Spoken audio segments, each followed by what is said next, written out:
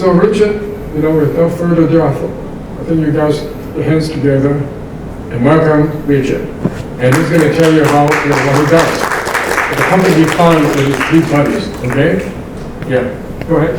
Thanks, Phil. Yeah. So it is a great pleasure to be here. So, today, it will be a little bit, informative in the sense that I will talk about some fundamentals about crypto. Anyone here, actually own NFTs?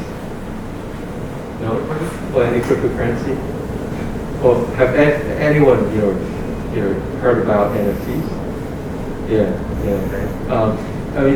So basically, I've actually been in the space for, I've been in the space since 2017, right? So that's approximately 5 years ago. So back then, it's a very different sort of market, right? Where, if you tell people that, it's better now? Yeah, that's better. So if you tell people that you work in the crypto field, people will think, hey, are you trying to scam my money? It's so different now. So I just wanted to kind of give you a quick sort of background about what crypto is, what NFTs are, and maybe talk a little bit about sort of my journey, to kind of founding sort of business that I'm operating, right? So that's just a very quick background about us, and just to sort of give you some more understanding about how the internet evolved. Some of these applications here, Facebook, now we branded to Meta, Twitter, Instagram, and all that. So very interesting sort of involvement from there, right? You see, a lot of us software as a service platforms like Stripe, the payment gateway, and there's Uber. Many of them have used the app already, right? So now moving into Web3, right? There's a lot of different new technologies. There's machine learning, artificial intelligence, bioengineering, and all that, right? So I'm not going to go into that because that's not my sort of expertise, right? But I want to touch on is on the crypto side of things where it's going to be quite interesting, right? So Web3 is about solving really hard problems and using technology to help the disadvantaged, especially people from the third world countries, right? So, and it's all about fixing, kind of what's wrong in this, in the internet nowadays, and creating a very immersive 3D experience from VRs, ARs, and all that, right? Meta has actually acquired this sort of a VR infrastructure project called Oculus, right? Oculus Rift. So basically, that's that. So, but for crypto, it focuses mostly on these 2 points, right? So to help the disadvantaged, allowing people from South Africa to access to the open sort of finance system, and fixing a lot of problems in the internet, which I will touch on later, right? So maybe it's best that I give you a sort of background about how different the architecture of blockchain and the existing sort of Web 2 technology, right? So if you look at traditional Web 2 side of things, where there's a lot of different clients. It could be an iPad, it could be a smartphone, or a laptop, right? Which that's actually you guys, where you interact with kind of the servers of different websites. Say you're going to go to Facebook, what you're doing is actually you're interacting with the server that is hosting the Facebook website, right? Obviously, they have different servers, and you're interacting with the different servers that they are operating to interact with them, to get information and interact with people, right? And so for the internet nowadays, it's literally a bunch of these closed-end systems interacting with one another. But most of these sort of systems or servers of company 1, company 2, they don't sort of communicate with one another, right? So for Uber, it doesn't communicate with Facebook. They have different database architecture, they have different sort of tech architecture. It just doesn't communicate. So, but for, like blockchain, the more decentralized sort of architecture is a little bit different, and it's actually an improvement on that, right? So with blockchains is, some of you may have heard of this term, peer-to-peer networks, right? Where there are different validators, almost like servers, where they actually can interact and speak with one another. And a lot of the clients, the device that you use to access these servers, they can also interact with one another without problem, right? So basically, these validators, they are incentivized to keep the network safe. So basically, it's almost like if you sort of collude and want to do something bad that will hurt the the legitimacy of the network, you basically be punished for slashing the tokens that you own or different types of mechanism out there. So clients, you can basically send, receive, and look at different transactions existing on the blockchain very easily, right? So everyone can do that, so without a problem. You can send money, you can send message, you can send anything, right? Richard, you can send, receive, and read transactions of everybody? No. Of everyone who basically are part of the network, who interacts within the network. Who interact in the network? In the network, yeah. Will be transparent. Everybody can see it. You can see, kind of who interacted with who, but basically, there's different sort of, how much of their identity you want to disclose to people out there, right? Okay. On the blockchain, but yeah, so no privacy issues, huh? no privacy issues. Like you can decide on how much of your identity you want to disclose to people. I see. Yeah. So what these people will see on the blockchain is they'll see this device interacted with that device, right? But the people won't know, that device A belongs to Michelle and device B belongs to Ensign. As long as you want to let people know that, hey, I'm Ensign, I'm using device B, then people will know that, right? It's difficult to scale, right? It's difficult to process millions of transactions within a second. So the scalability is definitely a problem. So what blockchains are doing is actually sacrificing some of the scalability, sort of capability, for social scalability. So, but there's actually a lot of up and coming technology out there that are actually looking to solve the scalability problem. So there will be new blockchains that can actually solve this, right? The thing is, that's a problem because you are the users that actually creates these values, right? Say if you're a creator, you're an artist, right? So you create this digital art and you upload to Facebook, and there's so many likes out there, so many engagement on your sort of art pieces, and basically Facebook monetize on this sort of data, on this sort of engagement data, right? And you don't want this, right? Because so for NFT is actually a file that lives on the blockchain. So basically, blockchain enable kind of public access and ownership of any sort of digital media file, right? Say an NFT, you actually own it. And how does this actually help creators, right? So there's actually a lot of different platforms out there. Like I said, OpenSea, one of the largest NFT marketplace out there. The different thing with the existing Web 2 infrastructures and the Web 3 infrastructures like OpenSea is, say you're a music creator, right? So you want to create a song.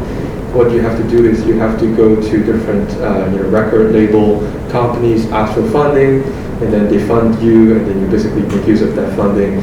And all the revenue, the sales generated from that record label, majority of them will go back to the big companies, big guys who funded you from the very beginning, right? But now with Web3, what you need to do is you just have to go to different crowd-funding platforms out there on Web3 space, where everything is governed by smart contracts, right? Say if today you want to raise 10,000 US from your community, you can easily go there. You basically input all the information, say how much I want to raise, and how the profit sharing will look like in the future. Say after the kind of production, and when you start going to market, when you start generating revenue, all these revenue will go back directly into the smart contract and distribute to those who supported you from the very beginning, right? So there could be 100 people coming to you, giving you $100 each, and that's $10,000 already, right?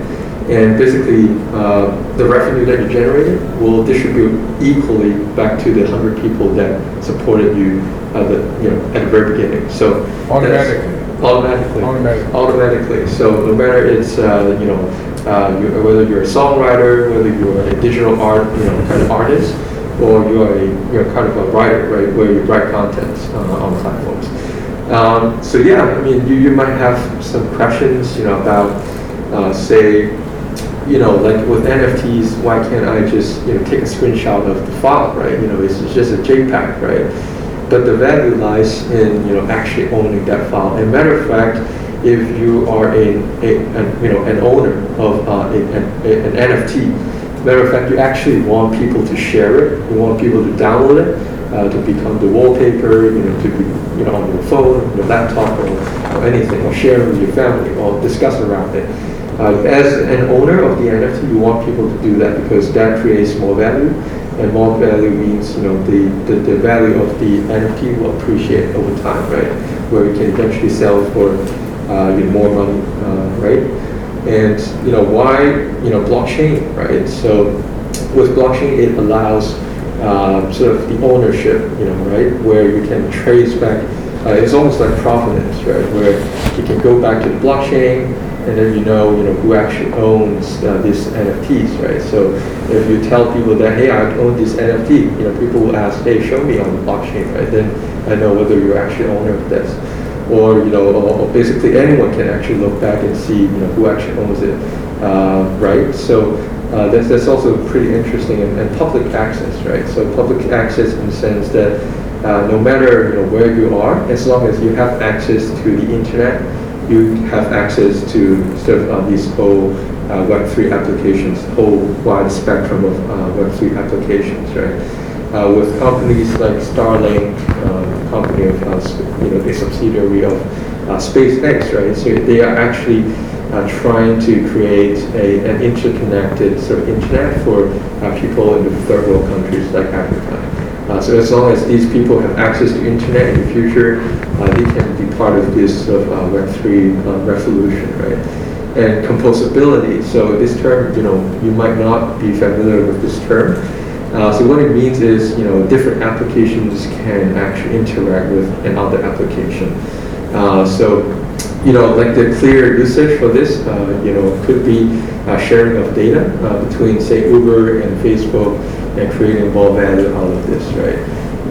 So there's definitely a lot of sort of interesting thing emerging and coming up, right? So with NFTs, in 2000, kind of 17, there's peeps, right? There's CryptoPunks. Back then, one CryptoPunk is cost you like I think 10, 20 US dollars. But now, if you want to get your hands on one of the CryptoPunks, probably will cost you at least $1 million Hong Kong dollars each.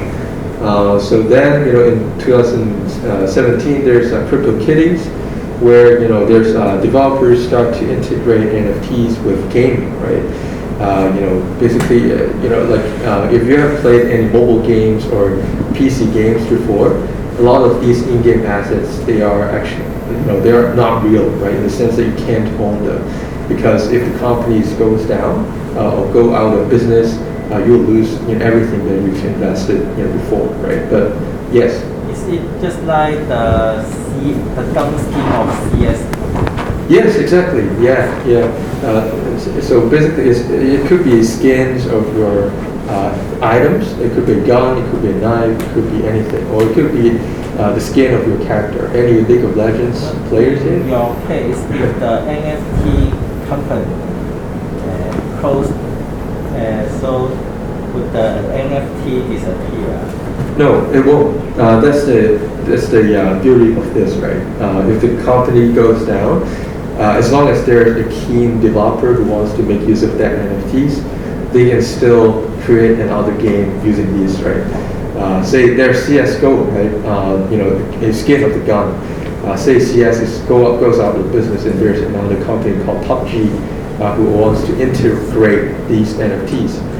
Then PUBG can have the same, design, same gun, same stats, all that, into PUBG's game. So that's the beauty of it, right? And if you own it, you can actually trade it with anyone, who plays the game, right? Yes. But 因為 NFT 個例話 picture 如果會防係啊，因為真正嘅一幅畫咧，你防偽係好簡單，因為可以睇嗰啲油畫啊嘅歷史啊，跟個年份啊、個手力之類嘅。但係 NFT 佢始終嗰啲雖然話佢嘅價值喺個曲嗰度獨一無二啊，但其他人如果想擁有佢嘅話，其實撳個 cat 圖掣就得㗎咯，即係所以我啱啱就係強調咧，即係其實 for NFT is 嗰個 ownership 嗰個理解係同 Web 2有少少唔同，即係喺 Web 2你個 ownership 可能係我買咗一張 painting， 咁我一定要 own 咗佢，我淨係喺我自己嘅地牢，我話佢掛喺自己屋企，咁我唔俾人 own 嘅，咁淨係我可以 display 俾人睇嘅啫。咁呢個就係 Web 2嘅 ownership 啦。Web 3嘅 ownership is about sharing, it's all about collaborating, right? So, say 你 own 咗呢個 skin， 咁你其實你係或者你 own 咗一張 NFT art，say NFT art， 咁其實你唔係話我淨係要擺喺我自己嗰度，淨係我先可以 display 俾人睇嘅。你係想每個人都可以 access 到呢個 NFT， 可以擺喺自己屋企 display 俾人睇，the more the merrier, right？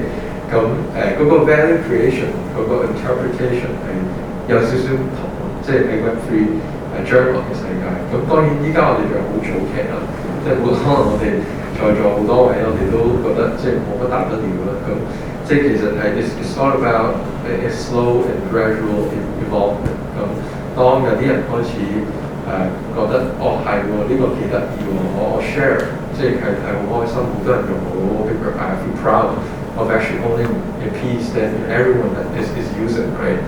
咁嗰個 trend 就會慢慢變咗你人有我有，咁就即係慢慢個 trend 就會咁樣係咯 kick start 嘅。Okay, well, thank you so much, Richard. I think we should put our hands together. So thank you.